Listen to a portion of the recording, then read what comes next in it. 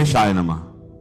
फाल्गुन मास की कृष्ण पक्ष की चतुर्थी को संकष्टी चतुर्थी या फिर द्विज प्रिय संकष्टी चतुर्थी के नाम से जाना जाता है। किसी भी शुभ कार्य को करने से पहले भगवान गणेश की पूजा की जाती है। भगवान गणेश को अन्य सभी देवी देवताओं में प्रथम पूजनीय माना गया है। इन्हें बुद्धि, बल और विवेक का देवता का दर्जा प्राप्त है। भगवान गणेश अपने भक्तों की सभी परेशानियों और विघ्नों को हर लेते हैं, इसलिए इन्हें विघ्नहर्ता भी कहा जाता है। वैसे तो हिंदू धर्म में देवी देवताओं को प्रसन्न करने के लिए ढेरों व्रत, उपवास आदि किए जाते हैं, लेकिन भगवान गणेश के लिए किए जाने वाला संकष्टी चतुर्थी व्रत काफी प्रचलित है। संकष्टी चतुर्थी का मतलब होता है संकट को हरने वाली चतुर्थी। संकष्टी संस्कृत भाषा से लिया गया एक शब्द है जिसका अर्थ होता है कठिन समय से मुक्ति पाना। इस दिन व्यक्ति अपने दुखों से छुटकारा पाने के लिए गणपति की आराधना करता है। पुराणों के अनुसार चतुर्थी के दिन गौरी पुत्र गणेश की पूजा करना अति फलदायी होता है। इस दिन लोग सूर्योदय के समय से लेकर चंद्रमा उदय होने के समय तक उपवास रखते हैं। इस दिन व्रत रखते हैं और गणेश जी की पूजा करते हैं। रात्रि के समय में चंद्रमा को जल अर्पित करने के बाद ही यह व्रत पूरा होता है। संकष्टी चतुर्थी के व्रत में चंद्रमा की पूजा अनिवार्य है। संकष्टी चतुर्थी के दिन गणेश जी के मंत्रों का जाप करने से सिद्धि प्राप्त होती है और मनोकामनाओं की पूर्ति होती है। संकष्टी चतुर्थी व्रत में माताएं अपनी संतान की लंबी आयु और सुख समृद्धि की कामना के लिए दिन भर उपवास रखती हैं। मान्यता है कि संकष्टी चतुर्थी का व्रत रखने और भगवान गणेश की पूजा अर्चना करने से संतान के ऊपर आने वाले सभी संकट दूर हो जाते हैं। संकष्टी चतुर्थी पर महिलाएं दिन भर व्रत रखती हैं और रात के समय भगवान गणेश की पूजा करने के बाद चंद्रमा के दर्शन करते हुए उन्हें जल अर्पित कर व्रत का पारण करती हैं। संकष्टी चतुर्थी पर गणेश जी की आरती, वंदना और मंत्रों के जाप कर मनोकामनाएं मांगी जाती है। आइए जानते हैं फाल्गुन मास में पड़ने वाली संकष्टी चतुर्थी का शुभ मुहूर्त, महत्व और पूजा विधि के बारे में। फाल्गुन मास के कृष्ण पक्ष की चतुर्थी तिथि की शुरुआत 5 फरवरी को रात 12:09 से होगी और चतुर्थी तिथि का समापन 6 फरवरी को रात 12:22 तक होगा। उदय तिथि के अनुसार फाल्गुन कृष्ण पक्ष की चतुर्थी 5 फरवरी को है और संकष्टी चतुर्थी का व्रत भी 5 फरवरी को रखा जाएगा।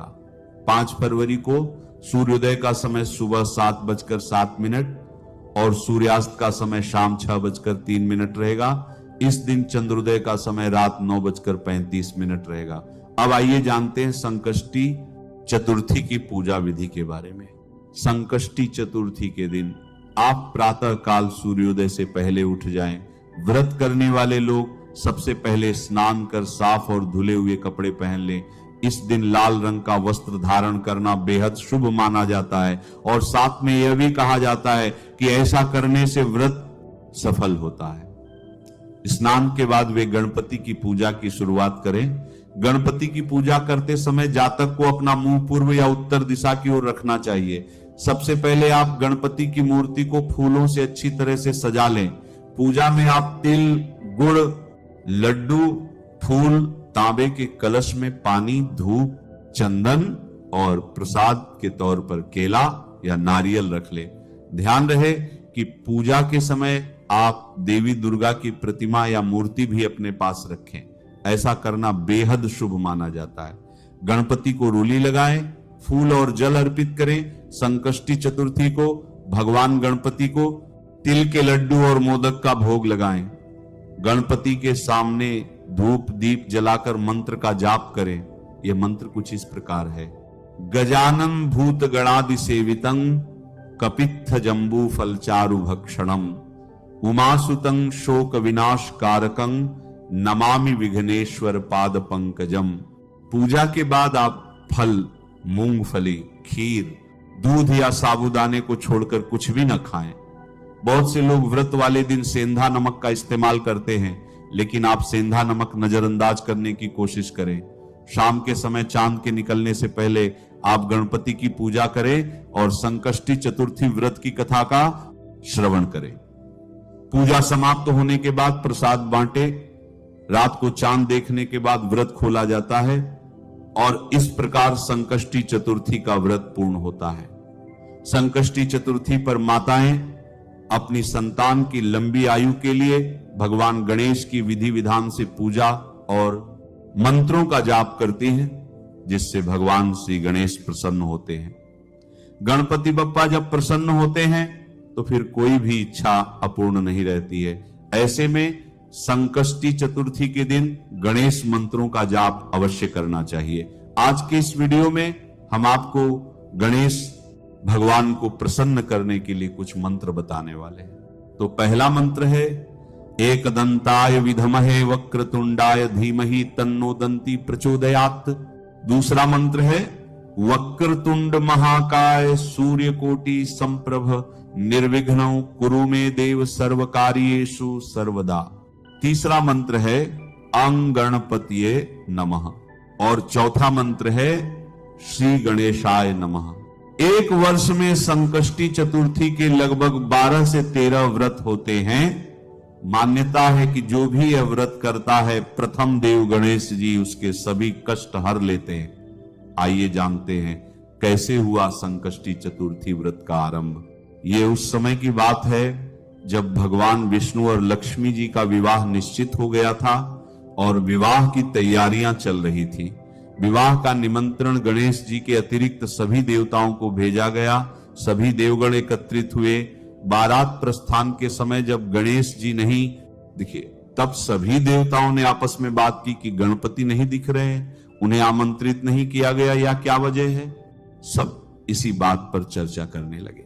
कुछ ही समय में यह बात समारोह में उपस्थित सभी लोगों के बीच फैल गई। सभी देवता आश्चर्यचकित थे। फिर सब ने भगवान विष्णु से गणेश जी के उपस्थित न होने का कारण पूछा। भगवान विष्णु ने कहा कि हमने गणेश जी के पिता महादेव शिव को निमंत्रण भेजा था। एक ही परिवार के गणपति आना चाहते तो पिता के साथ आ सकते थे, एक ही परिवार में 2 निमंत्रण क्यों भेजना। और वैसे भी उनका एक दिन का भोजन 1.25 मन मूंग, 1.25 मन घी, 1.25 मन चावल और 1.25 मन लड्डू है। कहीं और जाकर थोड़ा सा खाना अच्छा नहीं लगता। इसी वार्तालाप के चलते उपस्थित जनों में से किसी एक ने सुझाव दिया कि यदि वह आ भी गए तो उन्हें यह कहकर द्वार पर बिठा सकते हैं कि वह मूषक पर बैठकर बहुत धीमी गति से चलेंगे, इसलिए बारात में बहुत पीछे रह जाएंगे। इस सुझाव पर भगवान विष्णु समेत सभी ने सहमति दी और फिर गणेश जी को बुलाया गया। कुछ ही देर में गणपति आ पहुंचे। फिर उन्हें समझाकर द्वार पर बैठा दिया गया और सभी देवगण बारात में चले गए। इतने में नारद जी आए। उन्होंने देखा कि गणेश जी तो द्वार पर बैठे हैं और अन्य सभी देवता बारात में गए हैं। पूछने पर गणेश जी ने उत्तर दिया कि मेरा बहुत अपमान हुआ है, मुझे यहां द्वारपाल बनाकर बैठा दिया गया। तब नारद जी ने गणेश जी को सुझाव दिया कि आप जल्दी अपनी मूषक सेना को भेज दीजिए, वह बारात से आगे पहुंचकर रास्ता खोद देगी, जिससे बारात में चल रहे वाहन धरती में धंस जाएंगे और बारात आगे नहीं बढ़ पाएगी। गणेश जी ने ऐसा ही किया। उधर बारात में चल रहे वाहनों के पहिए धरती में धंसने लगे। पहियों को निकालने का बहुत प्रयास किया गया, परंतु सभी प्रयास असफल रहे। साथ ही पहिए टूटने भी लगे। किसी को समझ ही नहीं आ रहा था कि क्या किया जाए। तब नारद जी ने सभी से कहा कि गणेश जी का अपमान हुआ है, इसी कारण यह सब हो रहा है, वही सब कुछ ठीक कर सकते हैं, इसके अतिरिक्त और कोई उपाय नहीं। यदि मंगलमय ढंग से सभी कार्य संपन्न करने हैं तो उन्हें मनाकर यहां बुलाना चाहिए। तब शिवजी ने नंदी को गणपति को बुलाने के लिए भेजा। जब नंदी गणेश जी को लेकर आए तब उनका सम्मान पूर्वक पूजन किया गया। इसके पश्चात वाहनों के पहिए धरती में से निकल आए, परंतु अब एक और समस्या थी कि जो पहिए टूट गए थे वह कैसे ठीक होंगे। वहां पास ही खेत में एक मजदूर काम कर रहा था। उसे बुलाकर पूछा गया कि क्या वह यह सुधार सकता है। उसने कहा हाँ, वह यह काम भी करता है। तब उसने गणेश जी का नाम लेकर अपना कार्य आरंभ किया, पर यह ठीक करने के पश्चात उसने सबसे कहा आप सबने सर्वप्रथम गणेश जी का पूजन नहीं किया होगा, इसी कारण यह समस्या हुई। इस जगत में तो सभी गणपति का नाम लेकर ही कार्य आरंभ करते हैं, तो आप तो फिर भी देवता, आप उन्हें कैसे भूल गए? अब आप सभी लोग गणेश जी की जय बोलकर आगे बढ़ जाइए, कोई समस्या नहीं आएगी। गणेश जी विघ्नहर्ता हैं, सभी विघ्नों को हर लेते हैं।